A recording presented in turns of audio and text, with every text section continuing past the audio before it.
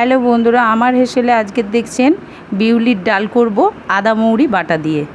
দেখুন আদা আর মৌরি বাটা আছে আর বিউলির ডাল সেদ্ধ করা আছে। কড়াতে তেল দিয়ে দিয়েছি, গরম হয়ে এসছে। এবার আমি শুকনো লঙ্কা আর তেজপাতা দিয়ে দিলাম। এবার আমি দিচ্ছি মৌরি। দেখুন একটু লাল লাল হয়ে এসছে। এবার আমি ডালটা দিয়ে দেবো। দেখুন একটু লাল লাল হয়ে এসছে।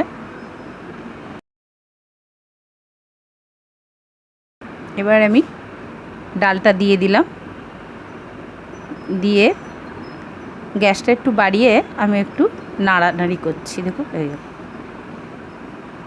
একটু ঘেঁটে দিলাম। এবার আমি আন্দাজ মতন নুন দিচ্ছি। যে যেরকম খাবেন মিষ্টি সেইভাবে দেবেন।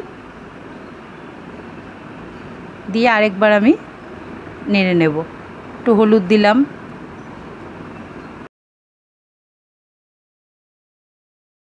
একটু ফুটছে, এবার আমি আদা মৌরি বাটাটা দিয়ে দিলাম, দিয়ে আবার একটু নাড়িয়ে দেবো।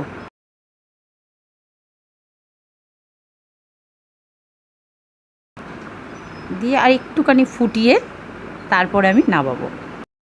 বন্ধুরা এবার দেখুন আমার রান্না হয়ে গেছে। বিউলির ডাল নামিয়ে রেখেছি। এবার আপনারাও আমারটা দেখে রান্না করে দেখবেন যে কেমন হয়েছে, কমেন্টের মাধ্যমে জানাবেন আর করবেন। ধন্যবাদ।